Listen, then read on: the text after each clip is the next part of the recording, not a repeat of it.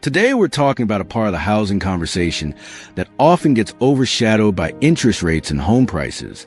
Non-market housing. The co-ops, the social housing, the nonprofits, and rent-geared-to-income homes that are meant to stay affordable over the long haul. And we're digging into a big question. What does it mean when we say Canada has a non-market housing gap? And why are people calling for about 250,000 more deeply affordable homes? And when people hear numbers like that, they sometimes glaze over. So let's ground it. Non-market housing basically means housing that isn't primarily driven by profit. It's not about squeezing the highest rent the market will allow. It's about stable homes at rents people can actually afford, often linked to their income and protected from huge rent jumps. Exactly. And Canada already has a base of non-market housing. Depending on how you count and what included, there's roughly in the range of 600,000 to 700,000 homes that fall into that bucket. That includes co-op housing, traditional social housing, nonprofit buildings, and rent-geared-to-income units. But if we already have hundreds of thousands, why are we still talking about a shortage? Because the need is bigger than the supply, and because the affordability crisis has changed who's at risk.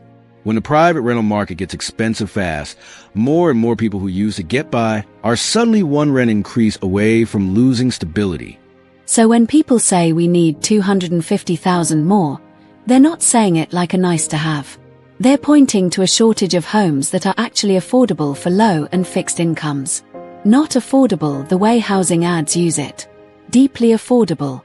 Let's define that because it matters. Deeply affordable housing usually means rent levels that work for people who are living on very low incomes.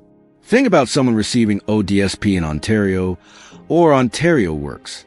Think about seniors on OAS and GIS, maybe with CPP, or people working low-wage jobs where the paycheck doesn't stretch anywhere near the average rent. And that's the key. In a lot of cities, even a small one-bedroom can eat up most of someone's income if they're on assistance or a low wage. People are forced into impossible choices: rent or food, rent or medications, rent or transit to work. When we talk about housing, we're really talking about whether people can live with any dignity. And some folks might ask, why can't the market take care of this? Won't building more condos or market rentals eventually lower prices? It's a fair question, but it runs into a hard reality. The market builds what's profitable. If construction costs are high and land is expensive, developers often need higher rents to make projects work. That can add supply, yes, but it doesn't automatically create homes that someone on ODSP or a minimum wage job can afford. So this is why non-market housing is different. It's built and kept outside the profit-maximizing cycle. And once it exists, it stays as part of the affordable stock. That's huge, because when you build deeply affordable housing, you don't just solve one person's problem for 1 year. You create a unit that can keep helping people for decades. Let's talk about what's included in non-market housing, because there's confusion. People hear non-market and think it's just co-ops. Co-ops are a big part of the story, and they're important because they're community-governed and focused on long-term affordability. But the non-market world is bigger. Social housing can include public housing or municipally supported housing. Non-profit housing providers operate buildings where the mission is affordability, not dividends. And rent geared to income, or RGI, is a model where rent is tied to a household's income, not the going market rate. And that RGI piece is especially critical for people with very low incomes. Because if your income is fixed or extremely limited, a cheaper market unit still might be totally out of reach. Which brings us to the human impact. If you're on ODSP, your housing budget isn't some flexible number. It's fixed by the structure of the benefit. The same is true for many seniors living mostly on OAS and GIS. And for people on Ontario Works, the math gets even harsher. That's why, when deep affordability disappears, it's not just stressful. It's a direct pipeline to housing insecurity and homelessness. And it's not only about people on assistance. Low-wage workers are increasingly in the same bind. We're talking about people who work in grocery stores, childcare, warehouses, long-term care support roles, restaurants. Jobs society relies on. But wages and rents are moving in different universes. So when the conversation says we need 250,000 more, It's really a recognition that the current mix of housing isn't matching reality of what people earn or receive.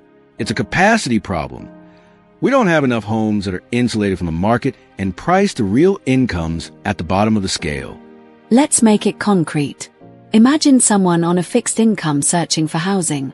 The market units they can find are either far above what they can pay, or they're in poor condition, or they're unstable because the landlord can raise the rent or sell. Even if you manage to get in somewhere, you're living with constant housing anxiety. And now layer waiting lists on top of that.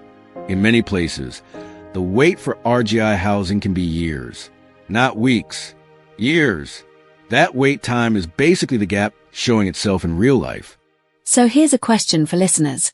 If you had to wait 5 or 10 years for a stable, affordable home, what would you do in the meantime? One extra job. Move in with family. Live farther away. Couch surf. Skip meals. And for many people, there isn't a safe meantime. That's why deep affordability isn't some niche topic. It's foundational to a functioning housing system. Another misunderstanding is that adding deeply affordable housing only benefits the people who live there. But it actually helps the whole system. When people have stable housing, it reduces pressure on emergency shelters, hospitals, and other crisis services. It makes it easier for people to manage chronic health conditions. It supports families. It supports community stability. And it changes what's possible for people. If your rent is tied to income in a predictable way, you can plan. You can look for training. You can accept a job without fearing you'll immediately lose your housing. Seniors can age with less stress. People can leave unsafe situations and still have somewhere to go. But let's be clear. Building 250,000 more non-market homes doesn't mean one single model will solve everything. It's not just build co-ops or just build social housing. It's about a mix: co-ops, non-profits, supportive housing where needed, and RGI options that actually match incomes.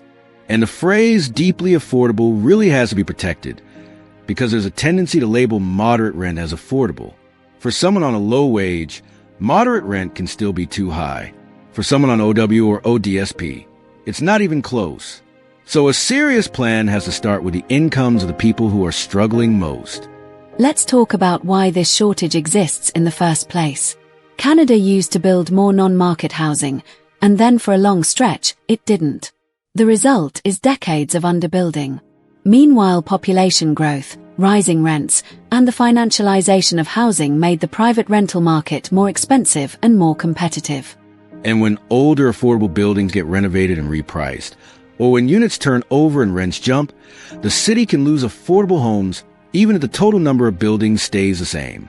So the gap isn't just about not building enough. It can also be about losing affordability over time. So, what does closing the gap mean in everyday terms? It means fewer people stuck on waiting lists.